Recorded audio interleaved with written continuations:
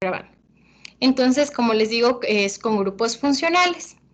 Sin embargo, cuando nosotros utilizamos formaldehído para enlazar los monómeros, tenemos que tener en cuenta la reactividad de los monómeros para realizar una como sustitución electrofílica aromática. Es decir, que cuando tenemos compuestos aromáticos como monómeros, el grupo funcional del anillo es el que designa la posición donde va a darse el ataque. Y pues bien, en el caso del fenol, como hicimos en la fenolftaleína, el grupo hidroxilo, ¿a qué posición orienta? Por favor, Megan Micaela.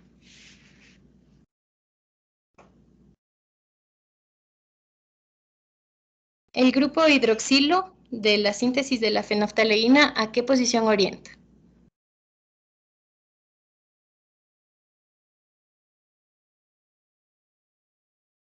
Verán que es facilita. Megan está.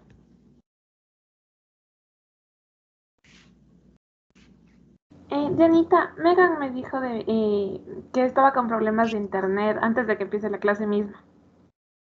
Ok, por favor, Douglas Fernando.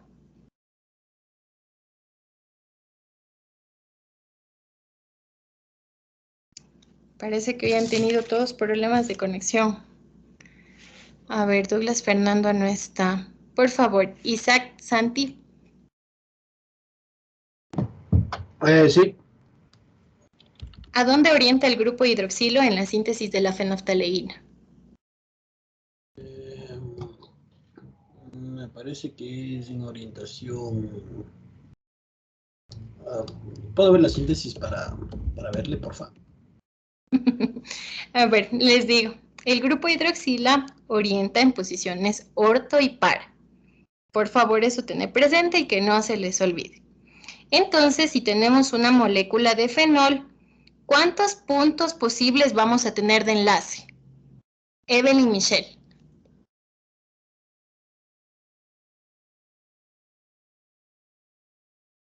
Si el grupo hidroxilo orienta en posición orto y para, si tenemos el fenol, ¿cuántos puntos de enlace vamos a tener disponibles en una molécula de fenol? 3. ¿Por qué? No recuerdo bien. Pero... Sí, son 3.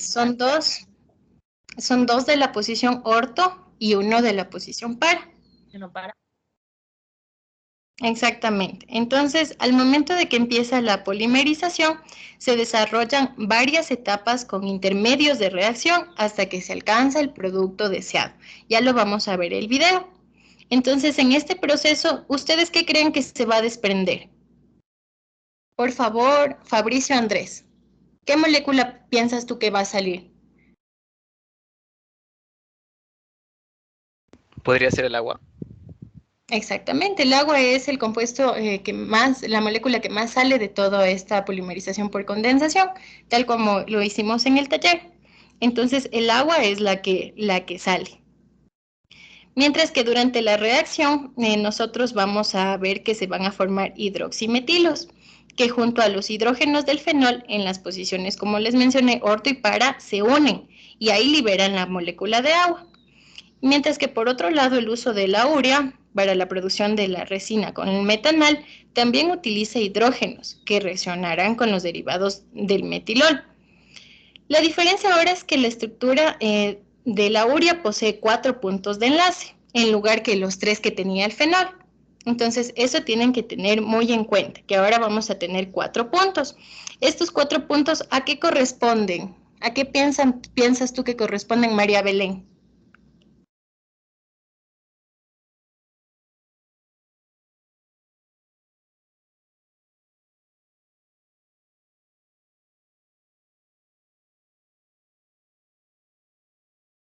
No está María Belén. A ver. Ricardo Emilio Arias, ¿a qué piensas tú que ahora van a hacer referencia a estos 4 puntos de la urea? Porque recuerden que en el fenol tenemos los 3 que ya mencionaron.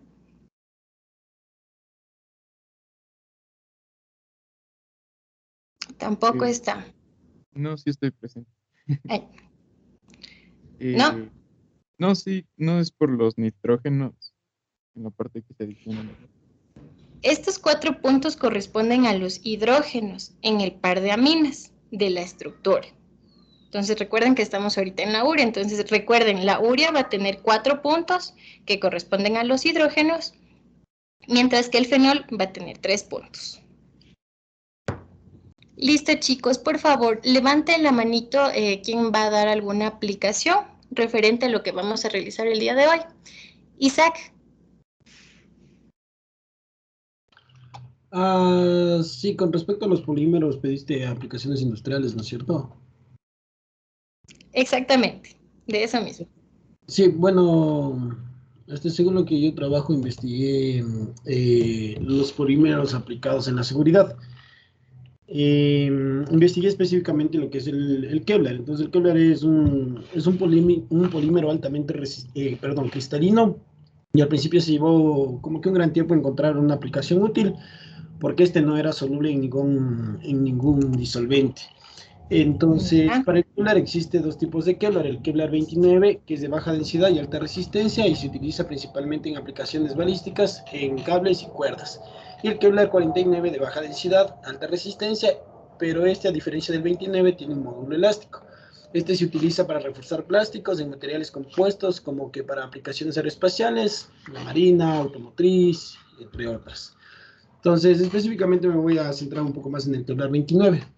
Se mezcló 2 compuestos, el primero llamado la parafenildiamina y el cloruro de tereftaloilo, con un disolvente.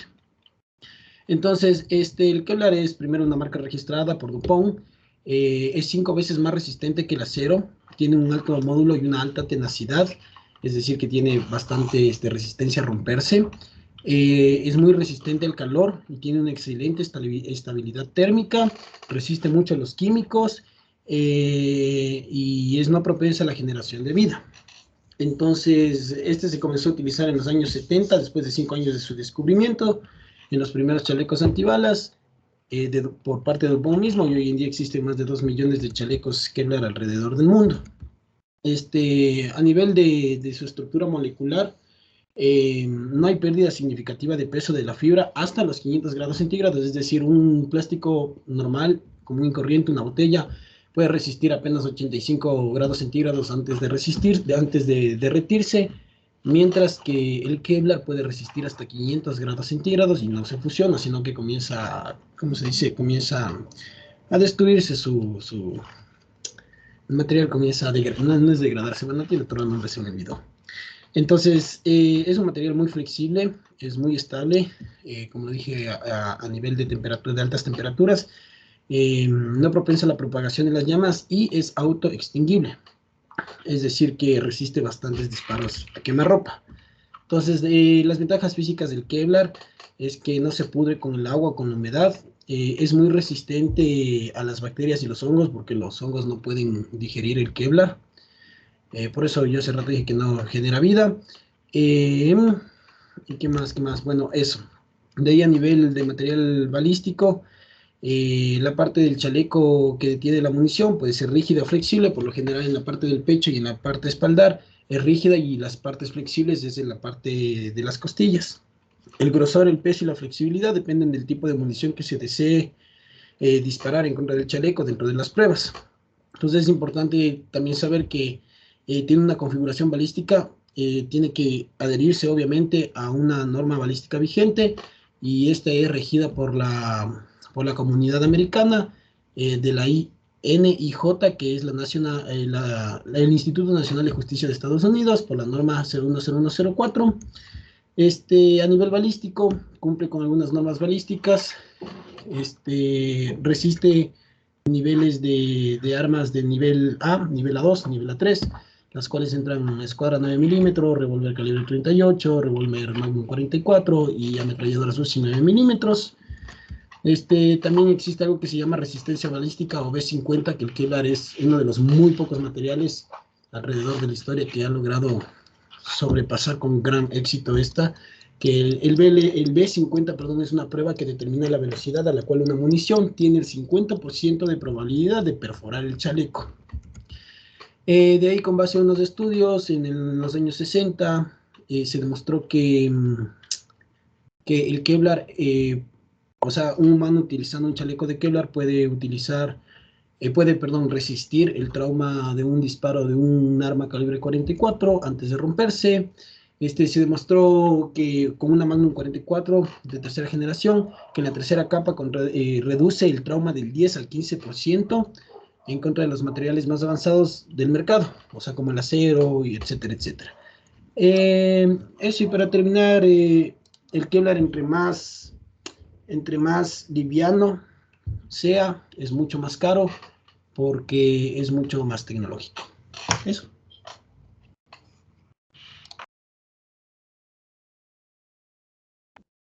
Muchas gracias, Isaac. Muy, muy claro, muy explicativo en tu aplicación.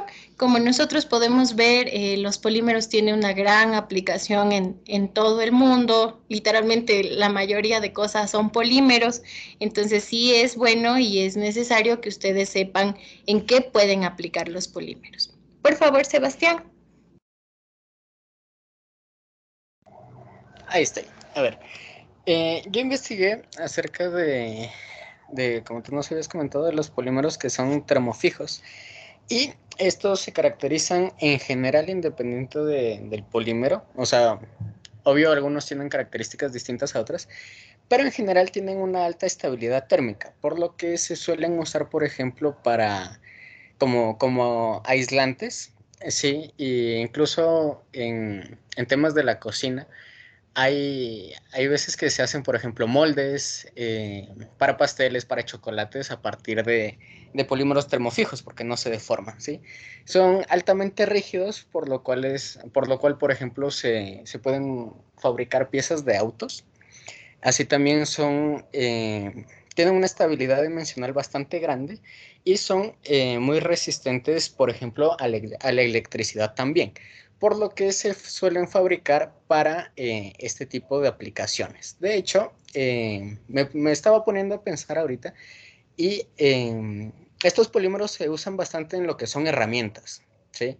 En herramientas tanto, por ejemplo, de uso industrial, por ejemplo, para hacer pistolas de calor, o la misma pistola de silicona. Está hecha con este tipo de polímeros porque es necesario que resistan al calor, ¿sí? Entonces, pues, eso.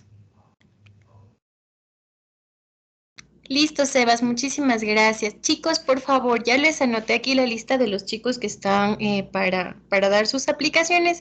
En este momento vamos a dar paso a Cris para que les explique la práctica del día de hoy y luego continuamos, por favor, con las aplicaciones.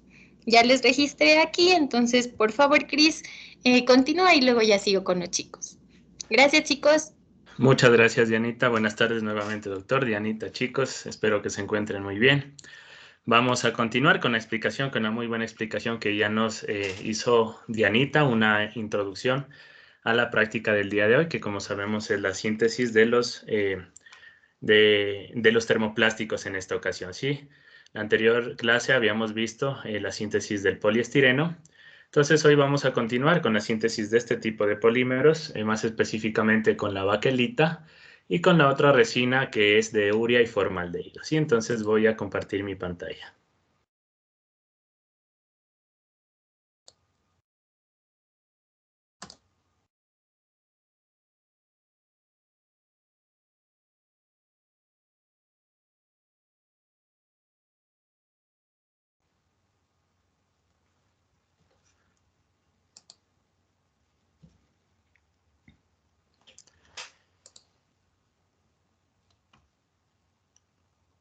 Perfecto, estamos observando, ¿verdad?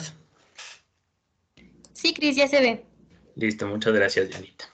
Entonces, en este tipo de síntesis de los polímeros termofijos, en este caso vamos a seguir el camino de polímeros por condensación. Si es que recordarán ustedes, en anterior práctica pues se siguió el camino de una polimerización por adición. Entonces, en la explicación que se tuvo en la anterior semana, igual se habló acerca de la polimerización por condensación. Entonces, quiero que me recuerden a qué se refiere este tipo de polimerización, ¿sí? Entonces, si es que tenemos voluntarios, ya saben que todos estos puntitos Y si no, pues veremos a una persona de la lista. ¿Sí? La polimerización por condensación, ¿a qué se refiere? Adelante, Jennifer. Sí, se me escucha. Sí, sí, sí. Yo tenía entendido que la polimerización por condensación es la que se genera mediante grupos funcionales de los monómeros y que se van uniendo, por ejemplo, ácidos y alcoholes. Ya, ¿y qué más sucede? ¿Qué más sucede? Sí está bien lo que tú me indicas, pero ¿qué más Eh, sucede en la polimerización por condensación? y que se pueden dar más de 2 centros reactivos para formar polímeros reticulados. Ya, sí, y hay otra característica importante. Muchas gracias. Veamos si es que por ahí alguien más iba a participar. A ver, veamos. Entonces, Analía del Pilar, ¿estás por aquí? Vamos con Mario que levantó la manito. Ah, ya, perdón. Otra característica era que uno de sus subproductos que se forman es el agua. Ya, sí, se forman subproductos, en algunos el agua, pero también en otros pueden formarse otro tipo de subproductos. Sí, ya lo vamos a ver en un ejemplo. Sí, entonces la polimerización por condensación, la molécula del monómero va a perder un átomo, ¿sí? Entonces vamos a observar en este ejemplo. En este ejemplo, en la síntesis del nylon 6,6 tenemos los dos monómeros, ¿sí? Y en el primer monómero nosotros vamos a perder una molécula, un átomo, ¿sí? De cloro. Y por otro lado, en el otro monómero vamos a perder un átomo de hidrógeno. Estos dos se van a unir, pues y van a formar otro producto secundario, que en este caso va a ser el ácido clorhídrico gaseoso. Entonces, esa es una de las características, aparte de las que ustedes ya supieron muy bien indicar, ¿sí? Que en este tipo de condensación, en este tipo de polímeros por condensación, formamos productos secundarios a partir de la pérdida de átomos de los diferentes monómeros. Sí, creo que se me cortó un momento, estaba bastante inestable la conexión o el Teams, no sé, pero... Creo que es el Team, Chris, el Sí, Teams. sí, sí, porque desde temprano está así que se desconecta por un momento. Bueno, esperemos que ya no tengamos este inconveniente. También tenemos que revisar otro concepto importante que es los polímeros termofijos, ¿sí? Entonces, ustedes ya deben tener una idea a qué se refiere un polímero termofijo. Entonces, quisiera saber también que participen ustedes con este concepto.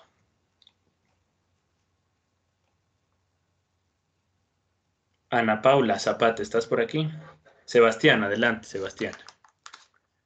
Ya, ahora, un polímero termofijo es un polímero que no se puede, o con el calor, no cambia de estado, ¿sí? O sea, no se hace líquido, no se derrite y tampoco es soluble. Y esto ocurre porque sus moléculas forman una red.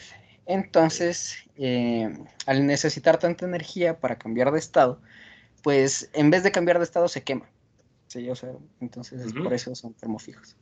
Perfecto, muchas gracias, Sebastián. Sí, dijiste las tres cosas más importantes, ¿verdad? Que forman redes entrecruzadas y esto le confiere las características de que este tipo de polímeros no se funden, por eso es bastante difícil el reciclado de este tipo de polímeros y por otro lado que no son solubles. Sí, muchas gracias por tu concepto, muy bien. Sí, ya nos diste la clase el día de hoy, muchas gracias.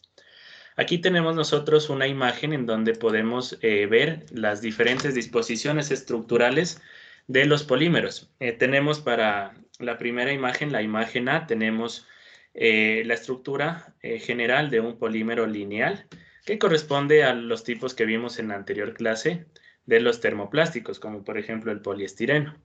Tenemos por otro lado el B, ¿sí? Que ya es un poco, si pueden observar, presente en su estructura ramificaciones y también pueden corresponder a los termoplásticos.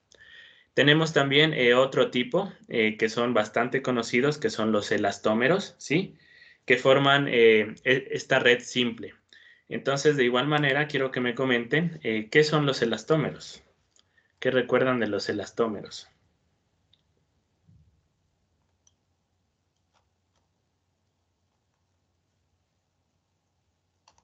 Por aquí ya tenemos a alguien, veamos. Ricardo, adelante. Son aquellos que presentan propiedades elásticas, valga la redundancia. Ujú, como sí, el sí, caucho. está bien, perfecto. Leslie, ¿tienes otra idea? Sí, también están conformados por extensas cadenas de monómeros. Ajá, extensas cadenas, entonces pues esto confiere la propiedad de elasticidad. Este tipo de polímeros también tienen la propiedad de que pueden recuperar incluso su forma original después de ser deformados, ¿sí? Continuamos, entonces muchas gracias por sus participaciones. Y tenemos también la estructura, en este caso podemos observar que ya es una red más compleja, ¿sí? Una red entrecruzada que corresponde ya específicamente a los termofijos de los que estamos estudiando el día de hoy. Aquí podemos observar uno de los productos que vamos a obtener en la práctica del día de hoy, ya vamos a poder observar en los videos, que es la baquelita, que es una resina fenol formaldehído, y su nombre, pues, en este caso, por los dos monómeros que se ocupan, ¿no? Entonces podemos observar cómo forma la estructura una red entrecruzada bastante compleja, que le confiere todas estas características de que no se puede fundir fácilmente y de que es bastante difícil solubilizarlo. Entonces ya Dianita nos había indicado que la baquelita pues fue una de las primeras sustancias plásticas sintéticas que fue creada por Leo Vikeland, ¿sí? También Adolf von Bayer experimentó en 1872, pero no completó su desarrollo. Entonces, pues Vikeland se portó más vivo y dijo, yo voy a tomar estos estudios que hizo Adolf, voy a continuar. Y finalmente, pues el 5 de febrero de 1909 presentó la baquelita ante la American Chemical Society. Como ustedes se preguntarán, y a ver, ¿y en dónde encuentro la baquelita? Pues, ¿en dónde está la baquelita? Entonces, fue usada en su mayoría en tiempos pasados, sí, pero también hay algunos productos que se siguen elaborando con baquelita, como son estos tomas para los focos, sí. También tenemos otros productos que fueron elaborados en el pasado, como estos teléfonos antiguos, podemos observar estas cámaras y este tipo de radios, este tipo de electrodomésticos, y esto porque la baquelita tenía la característica de ser un excelente aislante eléctrico. Entonces, por eso, aparte de su resistencia, pues lo ocupaban bastante en este tipo de implementos. También se la puede encontrar la baquelita en estos mangos, en estas agarraderas de las ollas o de los sartenes que se tienen en cocina, también de estas perillas, de las tapas, y también en las perillas de las estufas, en su mayoría de las estufas antiguas, ¿sí? Entonces, en cualquiera de estos lugares se puede encontrar y se podía encontrar la baquelita. Aquí vamos nosotros a observar rápidamente, de manera general, el mecanismo de reacción de síntesis de la baquelita. Ustedes lo tendrán que desarrollar completo para su informe. Se va a realizar dos tipos de síntesis para la baquelita, uno en medio ácido y uno en medio básico, por lo cual los productos obtenidos van a cambiar sus características. Uno va a ser más resistente que el otro. Entonces, todas estas cosas ya las vamos a observar en el video.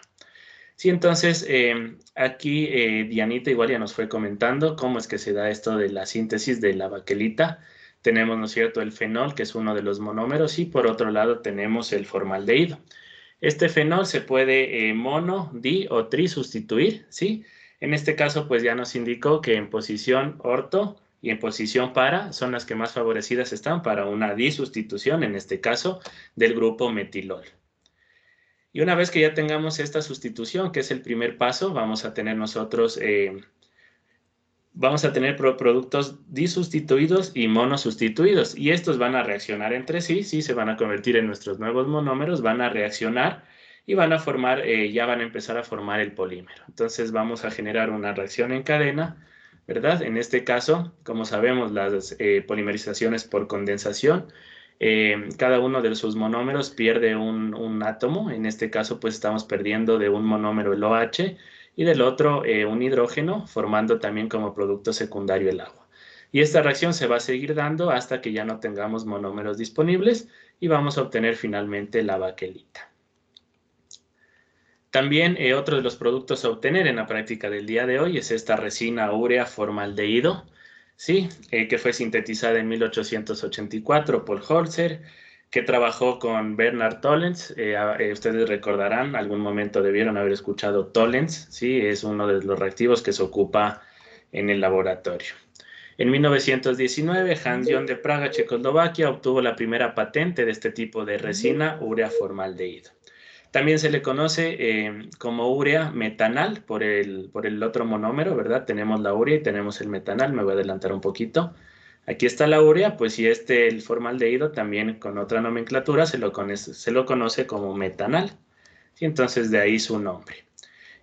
Algunas de las características, pues es una resina termoendurecible y tiene la característica de ser de coloración opaca, no es completamente transparente. ¿Y en dónde podemos encontrar nosotros este tipo de resinas? Pues podemos encontrar en adhesivos, en recubrimientos, podemos observar aquí, se puede ocupar como recubrimientos para los pisos, como resina para la formación de estas planchas de MDF, que son de trozos de madera, ¿sí? Unidos y formando una sola pieza, y también como recubrimientos de cerámicas. Igual el mecanismo de reacción de manera muy general. Tenemos los dos monómeros, en este caso la urea y el formaldehído.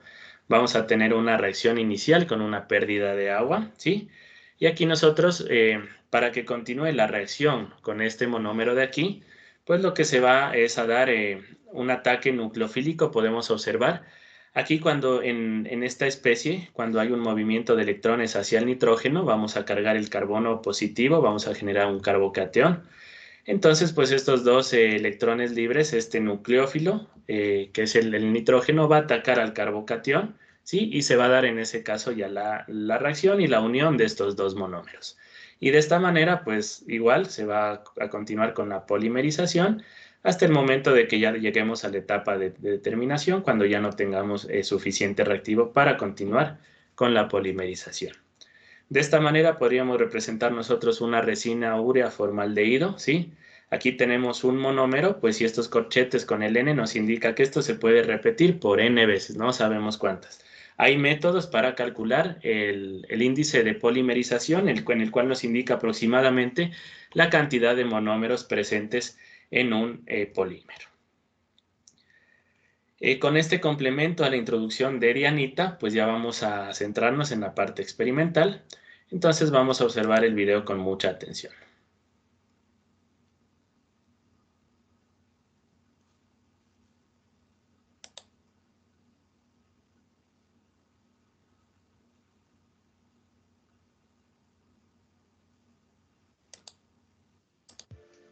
Práctica número 6. Síntesis de polímeros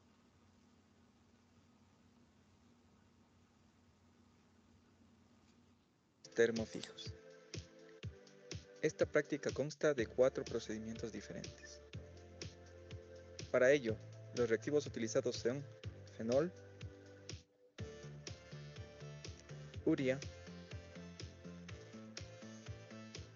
formaldehído a concentración de 37%, ácido sulfúrico concentrado, hidróxido de sodio de concentración 2.5 molar, ácido acético glacial y agua destilada.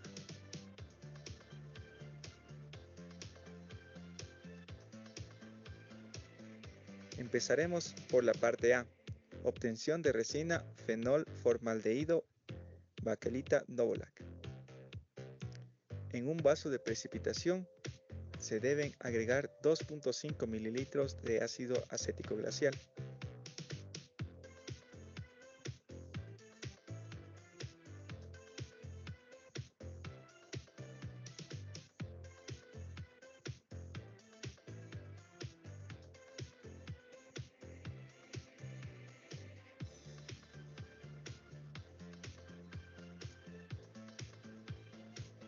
Luego se añaden 4 gramos de fenol.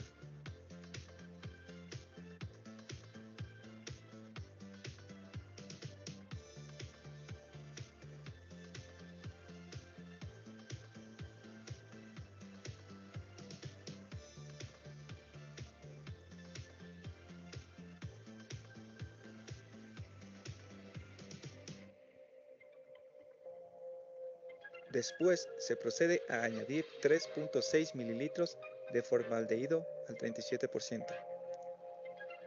Se debe agitar para fomentar el contacto entre ambos líquidos. Durante esto se debe adicionar cuidadosamente por gotas 0.1 mililitros de ácido sulfúrico concentrado.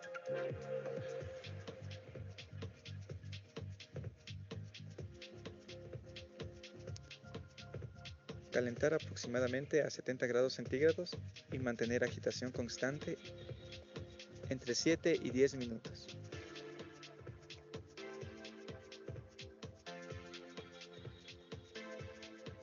Se puede observar que la temperatura es de 40 grados centígrados.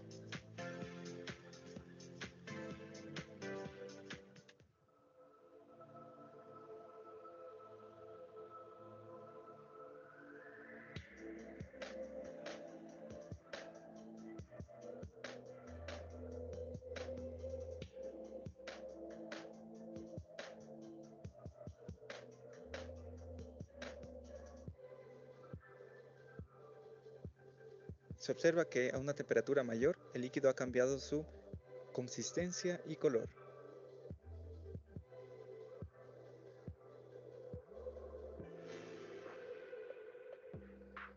A esta temperatura se formará un líquido espeso que debe ser llevado a un molde de silicona para darle forma.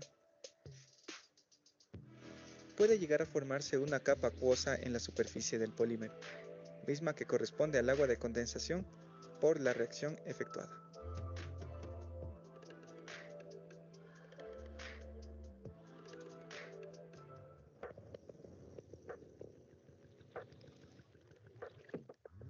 Parte B. Obtención de resina fenol formaldehído. Baquelita Resol.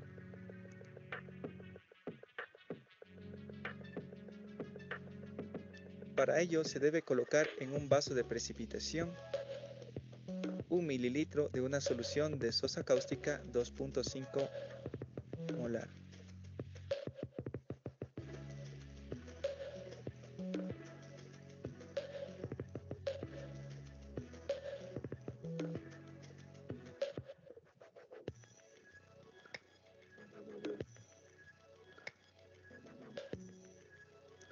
Luego se agregan 4 gramos de fenol.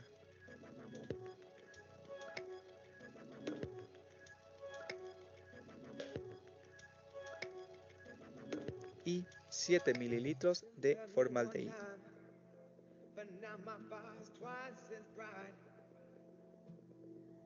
Se debe llevar a calentamiento ligero para derretir el fenol mientras se mantiene la agitación para lograr una solución homogénea.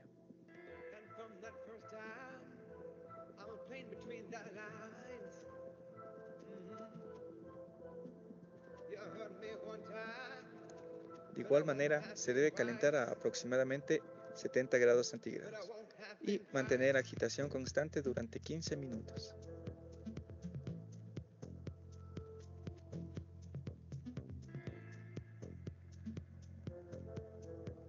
Hay que tener en cuenta que la reacción puede ser espontánea y violenta.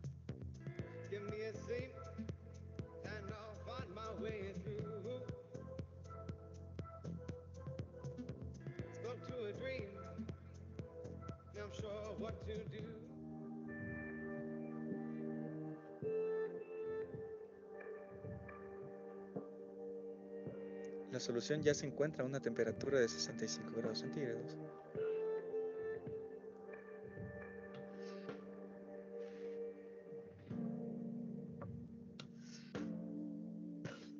Ahora está a una temperatura de 75 grados centígrados.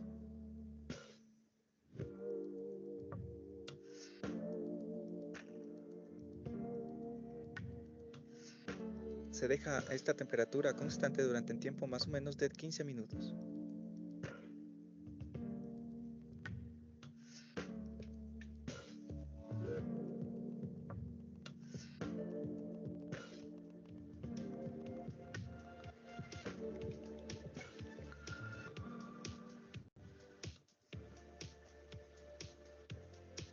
Luego de este tiempo es necesario que se enfríe el polímero.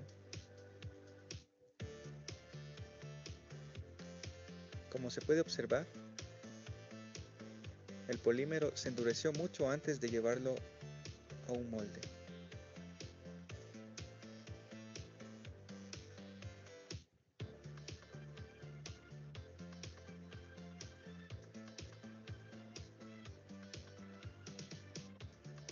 En este caso, ya ha sido evaporada el agua por completo sin necesidad de llevarlo a una estufa. El siguiente procedimiento corresponde a la parte C, obtención de resina urea-formaldehído medio ácido. Para ello, se agregarán en un vaso de precipitación 3.6 mililitros de formaldehído, 4 gramos de urea,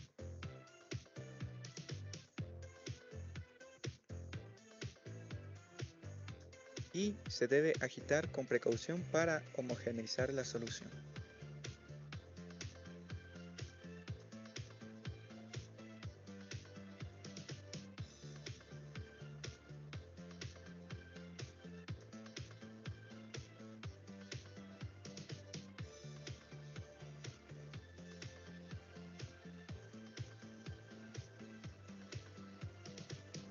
Luego, mientras se mantiene en agitación constante, se debe agregar 0.5 mililitros de ácido sulfúrico concentrado de manera gradual.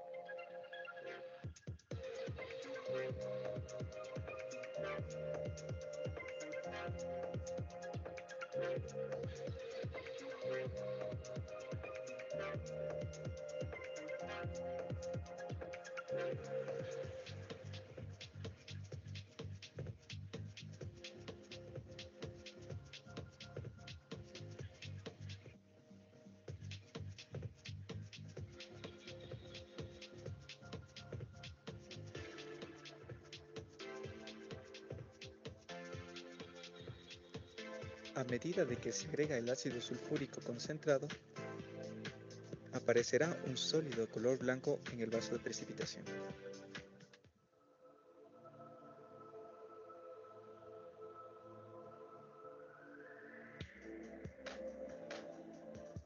Se puede observar que con el uso de ácido sulfúrico la reacción sucedió de manera rápida, siendo no tan necesario secar el producto en una estufa.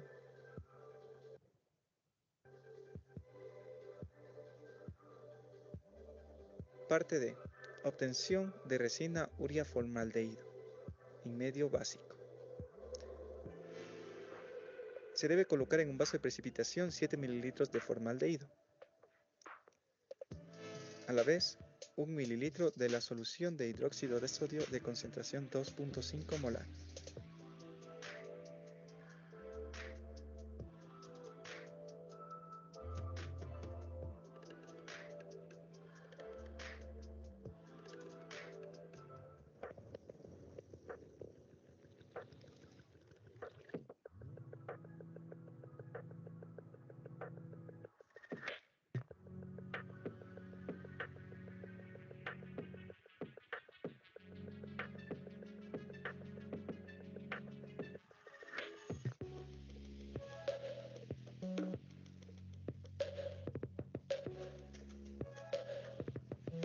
Luego agregar 4 gramos de urea mientras se mantiene agitación constante.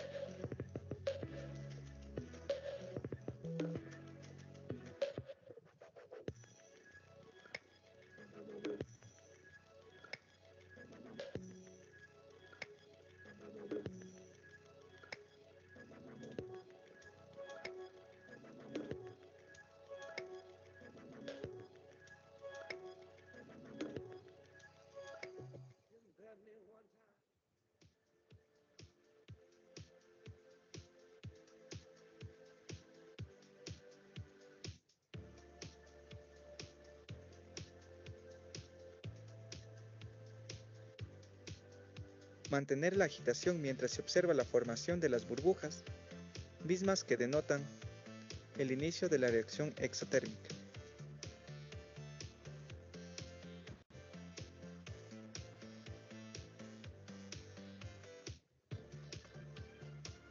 Se debe calentar ligeramente el vaso de precipitación hasta que termine la reacción. en este caso cuando no se produzcan más burbujas.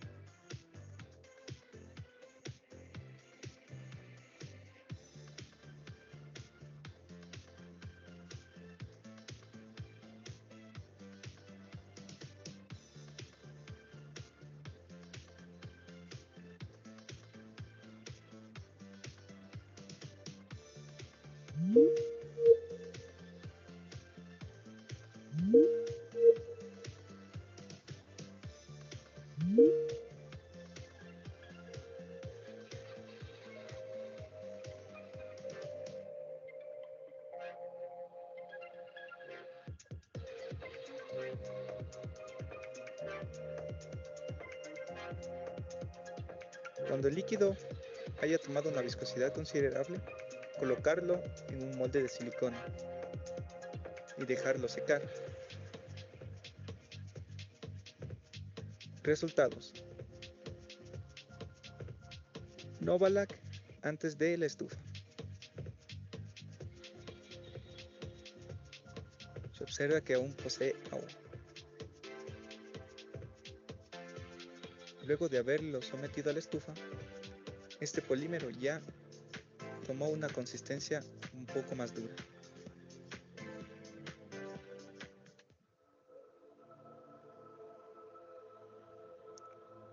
El objetivo de meter en la estufa es para que elimine la humedad que todavía puede tener.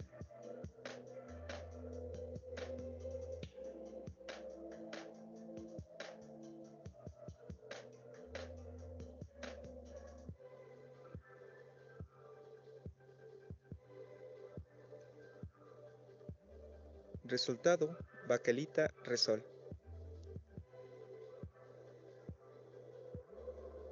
Se puede observar que este polímero tomó una consistencia dura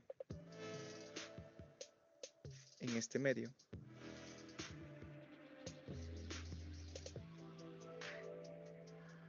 Hay que tener en cuenta que se debe controlar la temperatura para tener el tiempo de poder pasar el polímero a un molde antes de que se solidifique.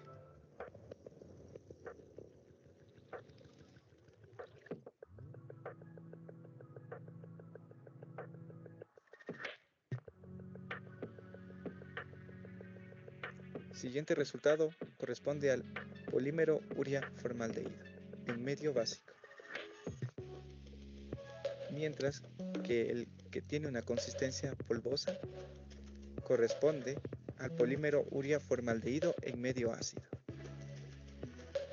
En medio básico se puede controlar de mejor manera la reacción, mientras que en medio ácido el hecho de que se agregue el aceite de vitriolo concentrado acelera la reacción, provocando que sea difícil de controlar, siendo no necesario que se lleve a una estufa debido a la adición de ácido sulfúrico, ya que la humedad presente es casi nula. Gracias.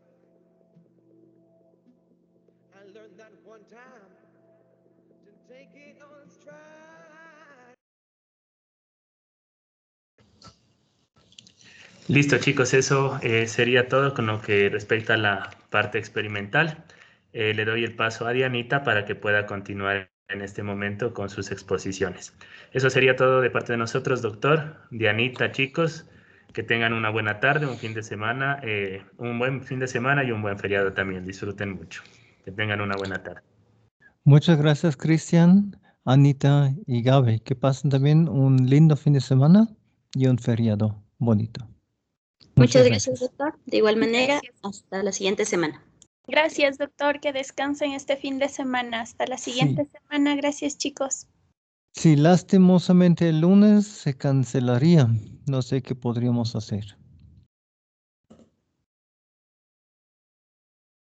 Oh, ya se fueron.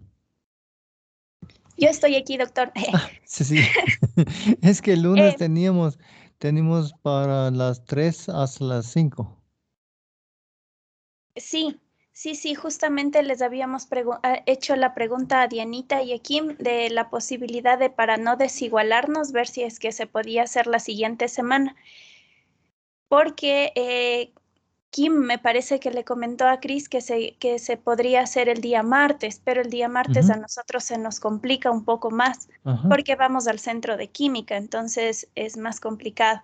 La sugerencia y la pregunta que les habíamos hecho es si es que podíamos pasar esas prácticas para la siguiente semana, considerando que ya creo que no faltaban muchas para terminar. Creo que tenemos 9 en completo y después una pequeña sorpresa, sí. Sí, algo así. Entonces, esta pregunta les habíamos dejado, esperábamos a ver si es que se podía o no. No sé qué opina usted, no sé. Sí, yo también vi que parece que el martes no podríamos hacerlo, así que tendremos entonces que movernos. Por suerte tenemos un poquito de oxígeno, como se dice. ¿Ya? Ya. Ya, Muy bien. muchas gracias. Entonces ya les comento yo a Anita y a Cris eso. Muy Ya, bien. muchas ¿Ya? gracias, doctor. Que tenga una buena noche, un buen fin de semana. Chao, Dianita. Gracias, chicos. Igualmente, ya, una buena tarde. Chao, Gaby, Noche. muchas gracias. Listo, chicos, como me imagino que todos estuvieron muy pendientes del video que vimos, por favor, Alexis Mateo, dime cuál es el objetivo de colocar la baquelita Novolac en la estufa.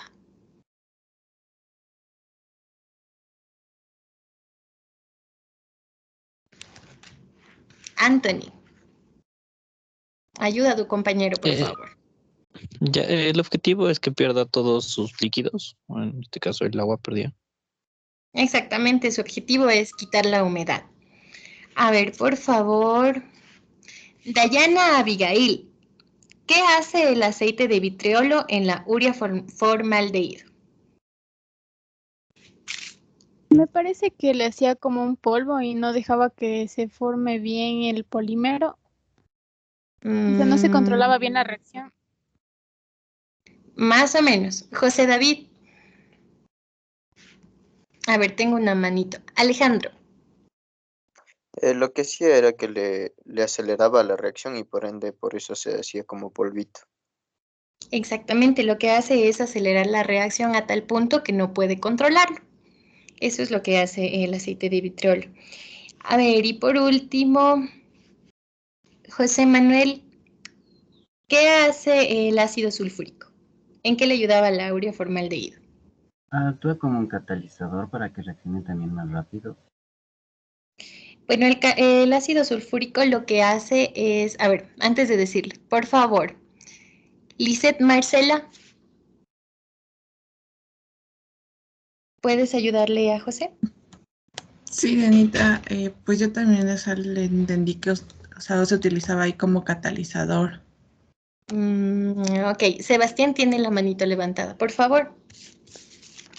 Lo que hacía el ácido es quitarle la humedad, deshidratarla. Exactamente, entonces, si ya quitaba esta humedad, ¿es necesario meterlo a la estufa? No, porque el ácido ya es suficiente. Perfecto, Sebastián, parece que te ha quedado claro.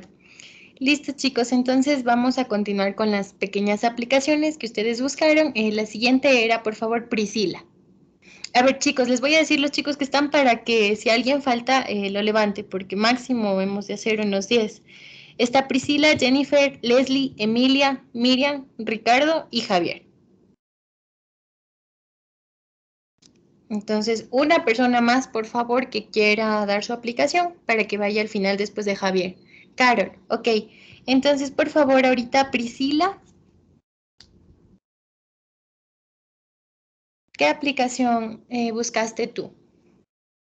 Bueno, busqué de la baquelita porque como eso íbamos a ver. Yo Mm. investigué que por ser un mal conductor del calor y de la electricidad, se utiliza como aislante, como un plástico aislante. Por ejemplo, en cajas de circuitos, como componente en sistemas eléctricos, ya sea en radios, bombillas, aeroplanos y algunos otros artefactos que se utilizaron durante las dos guerras mundiales. Ok, a ver, dime un ejemplo, ya que averiguaste de la baquelita, un aparato que se haya realizado con baquelita, porque Chris nos dio algunos. ¿Cuál te quedó a ti? Pues están las bolas de billar, lo que investigué también, piezas de ajedrez, cualquier cosa que sea casi de plástico, como tú dijiste que la mayoría está hecho de todo de polímeros. Y ya, bueno, ahí hay una pequeña confusión tal vez. En la antigüedad es que se utilizaba mucho más que ahora la baquelita. Lo que yo les comentaba es que sí, ahora en la actualidad la mayoría está hecho de polímeros, pero no necesariamente de baquelita, sino por ejemplo, ¿qué les digo? Tenemos una botellita de plástico, entonces es un polímero, las ropas de poliéster también son polímeros, o sea, son mitad polímeros, mitad otras fibras, entonces a eso es lo que me refiero, pero no es que todo sea baquelita. Entonces, no sé, tal vez ahí si yo te entendí mal o pensaste tú que todo era baquelita.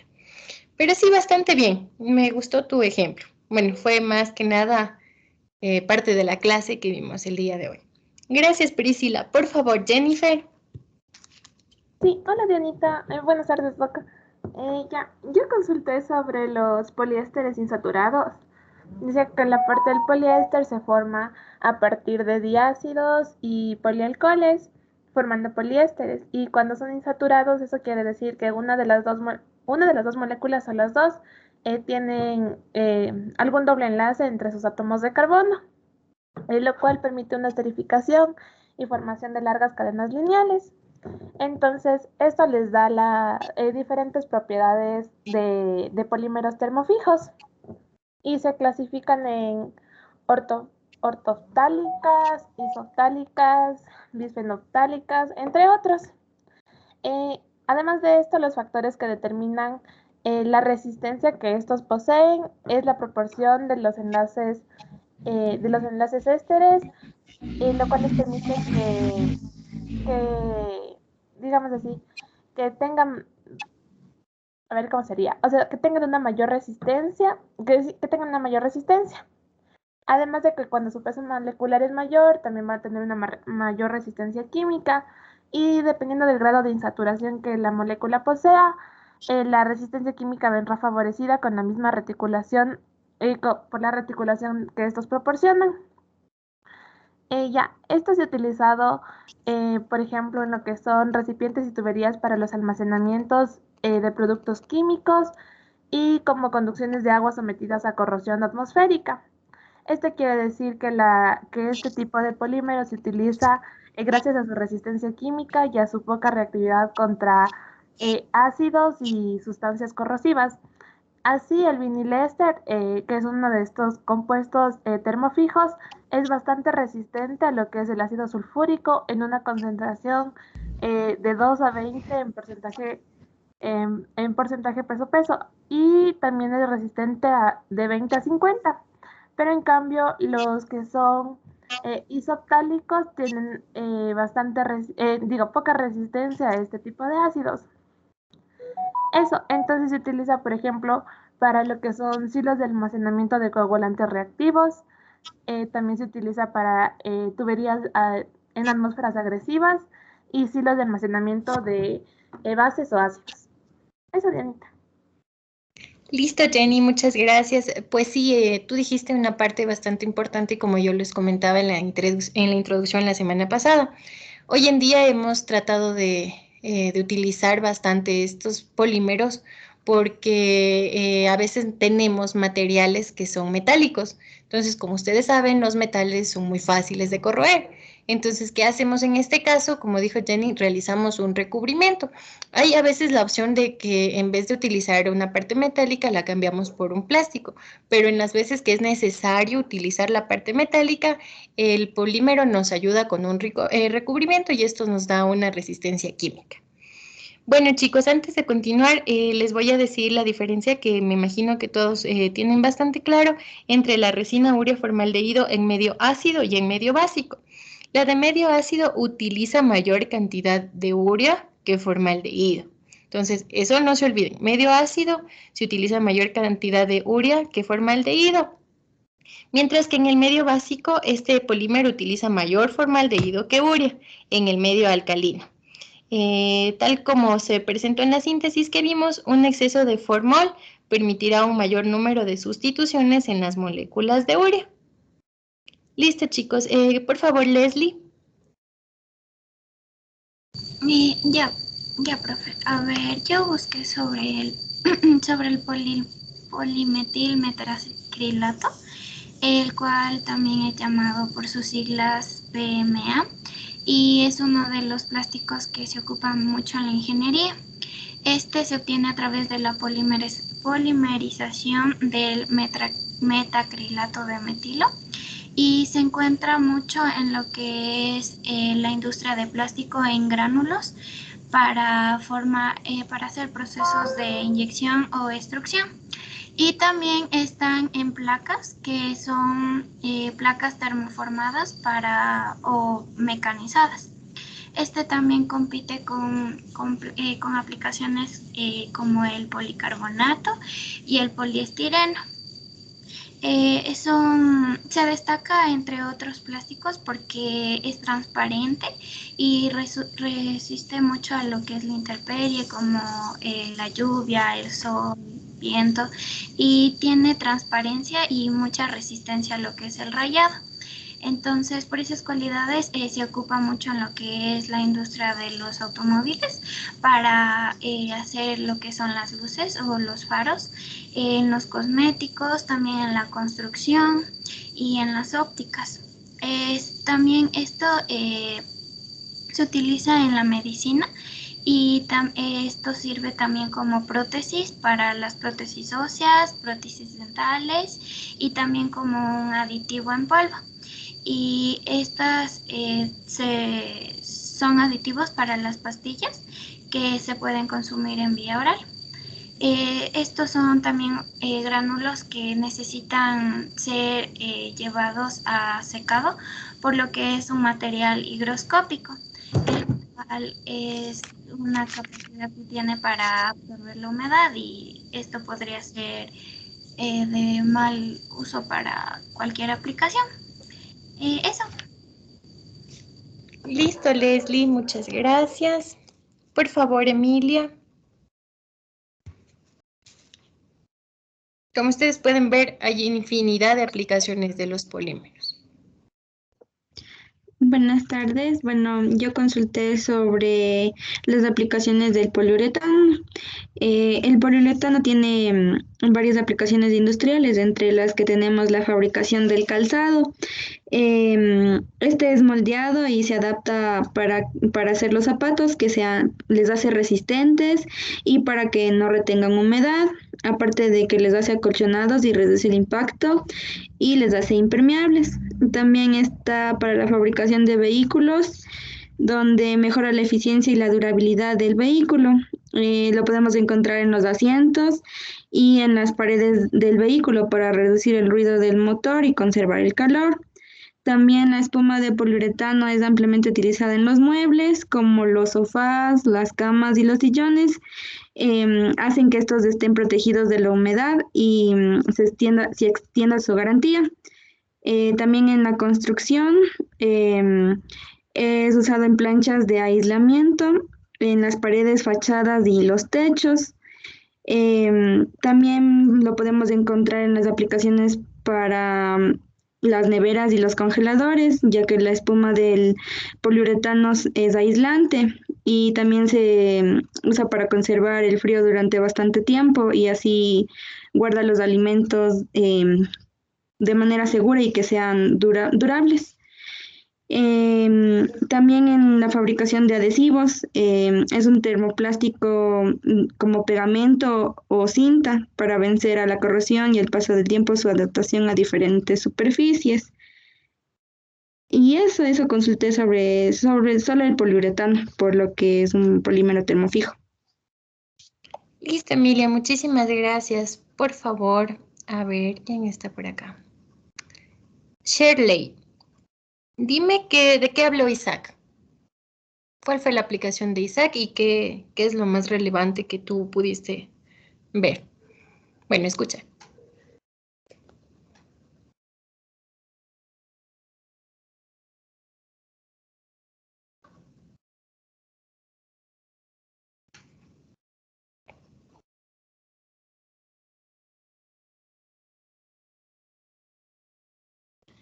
Creo que no está.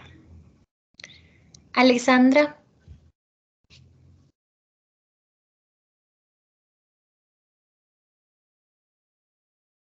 ¿Está Alexandra? Tampoco. A ver. Adonis. Darío Bonilla. Compañero había hablado sobre el Clever, de la formación que se utilizaba en chalecos antibalas, en este caso de protección. Y creo que más lo que me llamó... Sí, perdón. Y lo que más me había llamado la atención era el sinnúmero de propiedades que había, digo, el sinnúmero de, como digo, de los usos que había hablado sobre los diferentes calibres de arma a los que resistía el Kevlar y todo eso. Muchas gracias, Adonis. A ver, les voy a poner una facilita. José Pavel, ¿de qué habló ahorita tu compañera Emilia? ¿Qué polímero mencionó ella? Buenas tardes. Si no mal recuerdo, creo era del poliuretano. Ya, ¿y cuál es la aplicación del poliuretano?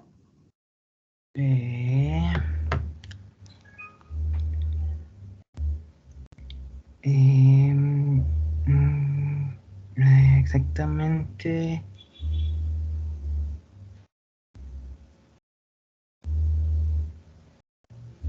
No. ¿Alguien que quiera ayudarle a José? Aislante térmico como aislante térmico, y creo que era de los, como algo de los zapatos. Ok. Es un pues, termofijo, como nos dijo Emilio. Ajá. El poliuretano nos sirve para los colchones, nos sirve también para conservar el frío. El poliuretano tiene un montón de utilidades. Y también, como nos dijo Emi, me pareció bastante interesante, es que se lo utilizan en los zapatos para eliminar la humedad.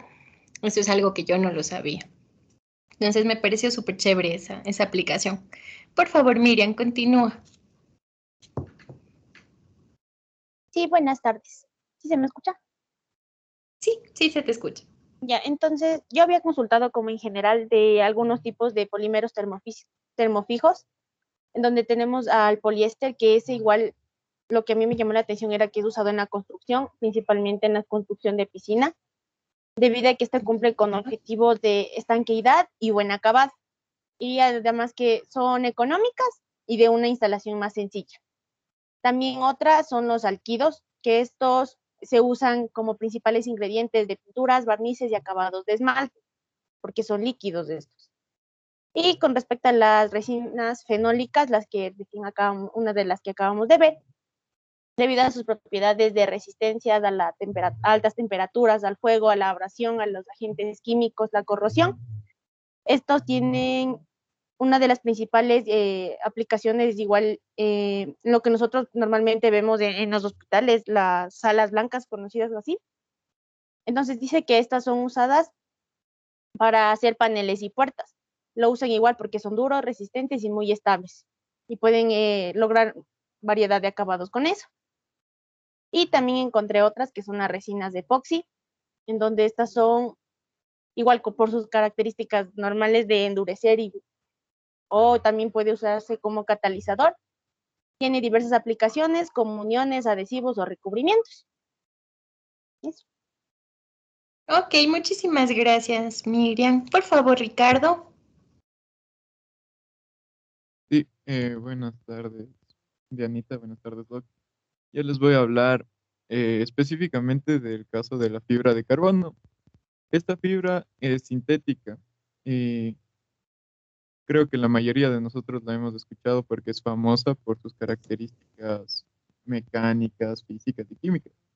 Bueno, esta fibra sintética está compuesta, o sea, se elabora a partir del poliacrilonitrilo. Ya. Poliacrilonitrilo. Entonces, esto por lo general no suele usarse así por sí solo, o sea, se mezcla habitualmente con las resinas de epoxi que había mencionado la compañera y con otros polímeros también termoestables como el poliéster y el vinilester. Bueno, vamos a hablar un poco de las características enfocadas a la industria automovilística, que es la que más consulté. Entonces, este material, la fibra de carbono, es bastante utilizado para refacciones e inclusive para elaborar completamente un automóvil. En la antigüedad se los utilizaban solamente para la industria aeroespacial, por lo que eran muy caras. Muy cara utilizar esta tecnología. Pero en la actualidad, como se ha ampliado el mercado y se han encontrado nuevas formas más eficientes de obtenerla, ya ha llegado a la industria automovilística. ¿Me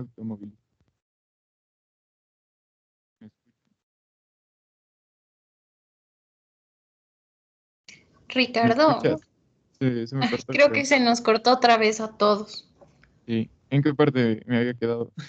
Lo último que te escuché fue que dijiste que se lo utilizaba mucho en la antigüedad porque era, no, se lo utilizaba muy poquito en la antigüedad porque era muy caro para...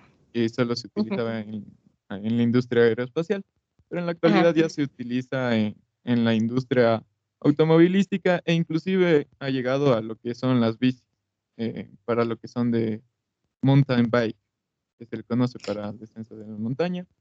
Pero bueno, ¿Y vamos a cómo se lo utiliza ahí?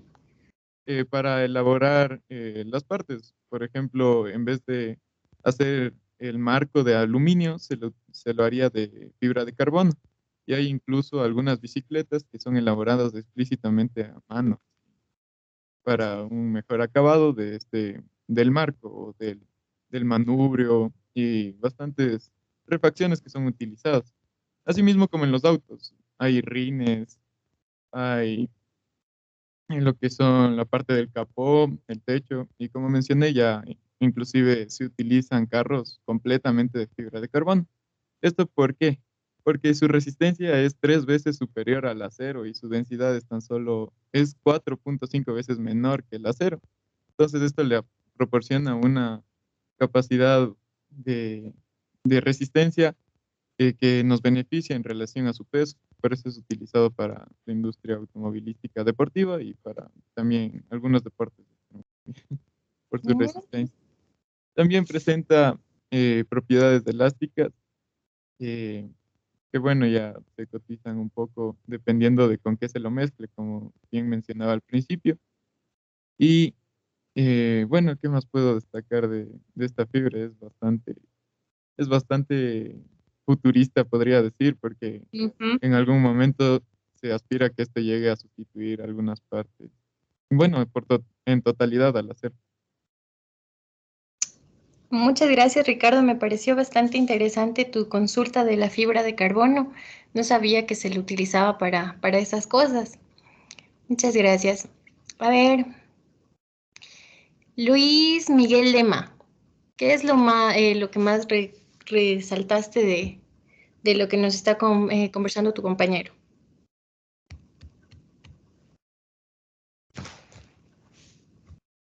Otra vez se me fue el internet, no sé si a todos.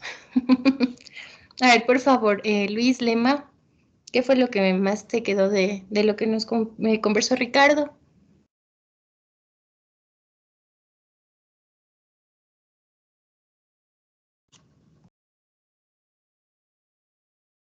Creo que no está Luis Miguel. Mario Vicente. Verán que está fresquito, ahorita acaba de hablar Ricardo. Mario Vicente, tampoco. Diana, no sé, pero mi internet está más mal que el de ustedes. Por ende ya está muy mal. Ok, Matthews Arellano. A ver, ¿sí me escuchan ahí? Sí, sí, se te escucha muy bien. O sea, lo que más se me resaltó fue lo que dijo de que se pueden hacer partes de, creo que dijo de autos, si no me equivoco. Ya. Que se puede hacer muchas, con la fibra de carbono se puede hacer muchas partes y que aunque sea futurista, o sea, se aspiraba a llegar a eso ya no me acuerdo, pero, o sea, se podía hacer mucho con las fibras de carbono, eso sí me acuerdo. Sí, sí, más o menos por ahí. Nos comentaba Ricardo que se desea reemplazarlo, reemplazar y utilizar esta fibra de carbono, porque como ustedes escucharon, tiene bastantes aplicaciones. Muchas gracias, Ricardo. Por favor, Javier.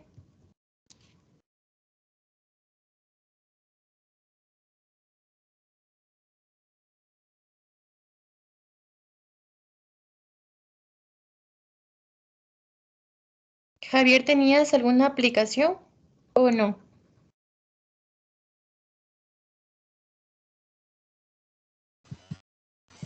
Diana, una pregunta, Javier, ¿qué? Porque creo que los dos levantamos la mano. A ver, ya solamente anoté Javier, no puede ser. A ver, no sé si tú, los dos Javieres levantaron la manito. Creo que solo tú, Javier. Parece que se le ve, pero ya. Dale tú. Ya, entonces, ya. Y yo consulté sobre la melamina, que es un compuesto orgánico, que es un material que tiene un costo inferior con respecto a la madera. Esta es de buena calidad y durabilidad que puede imitar el color de dicha materia, también puede imitar la rugosidad del acabado de la madera, aunque todavía es cierto que está lejos de la calidez y la durabilidad que esta tiene.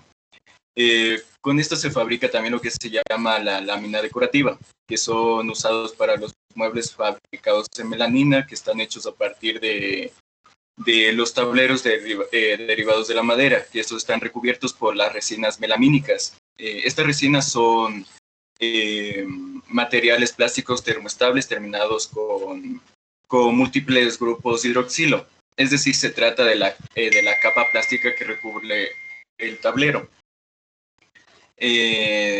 Su propósito es fijar, conservar el papel decorativo donde se ha impreso este diseño. Estas resinas también reciben su nombre porque configuran una barrera altamente resistente respecto a la humedad, el vapor y los diferentes productos químicos. Hay mucha gente que dice que no tiene, que la melamina no tiene mucha resistencia, pero están equivocados, ya que es 100% resistente a los diferentes contratiempos que puede sufrir el mueble y este producto le puede ayudar a eso. También se la confunde mucho con el papel tapiz, pero esta es muy diferente, ya que el papel tapiz necesita una superficie que sea rugosa para poder adherirse. En cambio, la melamina no necesita nada de eso, se puede incorporar a cualquier superficie de madera. Y eso sería. Ok, Javier, muchas gracias. Ese es un ejemplo bastante útil porque nosotros tenemos en algún lado, debemos tener melamina. Pero yo ahí no sé si discrepo, bueno, eso tengo que investigarlo porque según yo la melamina es incluso más cara que la madera. Eso me dejaste con la duda, ya voy a averiguarlo. Por favor, no, sí, Jennifer. Yo consulté eso también. Dime, perdóname. Perdón. Ya, yo consulté eso también, pero dicen que es más barata porque no es madera pura, solo es como un tipo de plástico. O sea, no tiene gran durabilidad, en cambio la madera sí. Ya, a ver, entonces es más barata. Listo, gracias, Javier. Por favor, Jennifer, ¿qué nos puedes decir de lo que acaba de decir Javier?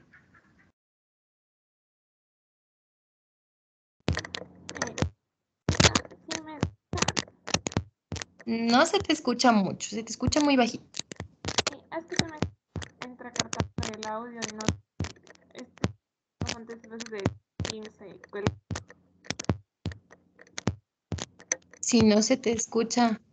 Muy bien. A ver, Jonathan Celi. Gracias, Jennifer.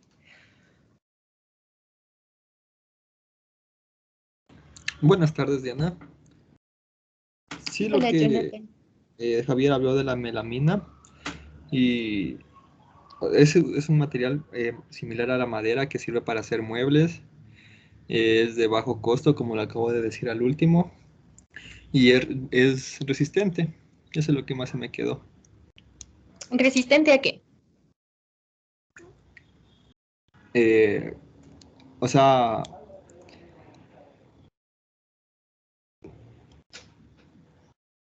puede ser a líquidos o algo así.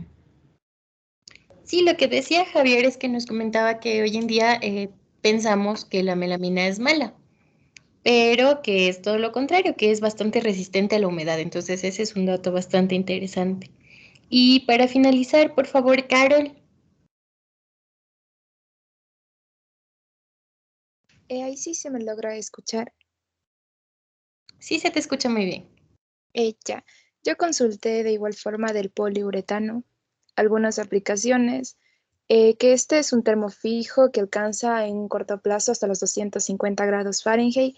Además de esto, sirve como aislante en espumas, pinturas, barnices y recubrimientos. También sirve cuando hay las goteras, se puede aplicar como que una película sobre la terraza, entonces ahí aísla cualquier gotera. También en materiales constructivos, en pinturas, barnices. El poliuretano es el que en su mayoría más se utiliza porque es de fácil acceso, económico y depende de la función que se vaya a utilizar. Además de esto, tiene como propiedades de flexibilidad, resistencia y duración. Es más usado porque, por ejemplo, en materiales de construcción dura hasta 50 años, en neveras hasta 25 años y en parachoques hasta 20 años.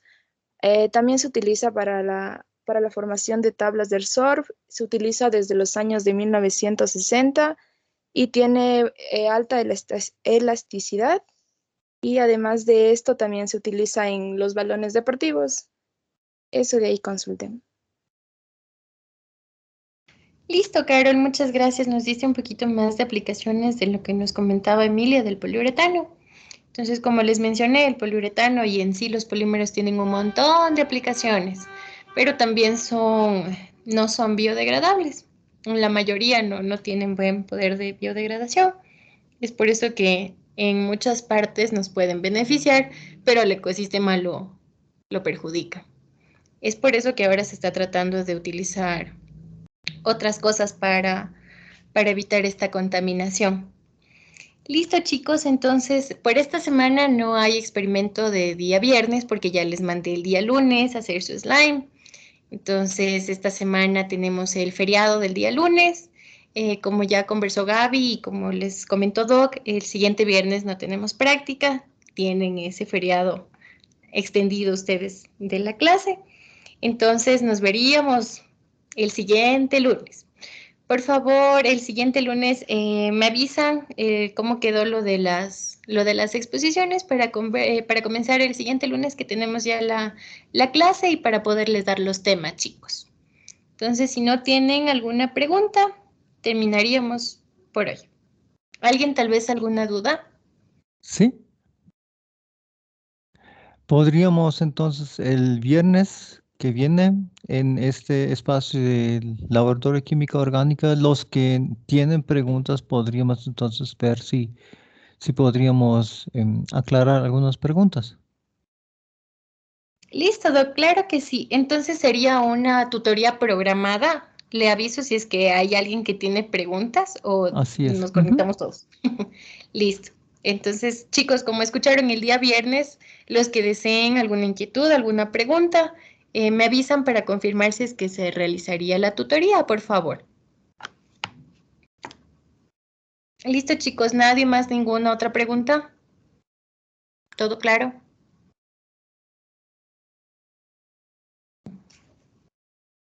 Creo que sí, no tengo manitas levantadas. Listo, Doc, muchas gracias. Que tengan un buen fin de semana, chicos, que les vaya bien en su feriado, estudien, hagan todas sus cositas y nos vemos la siguiente semana. Que tengan El una buena martes. noche, chicos. Que pasemos Ay, bien. sí, el martes. El martes, sí. Ya. ¿Ya? Chao, chicos. Hasta luego, Doc. Muchas Hasta gracias. luego. Hasta Gracias, luego, Doc. chao, Gracias, Dianita. Nena. Gracias, Benita. Hasta luego, Doc. Hasta luego.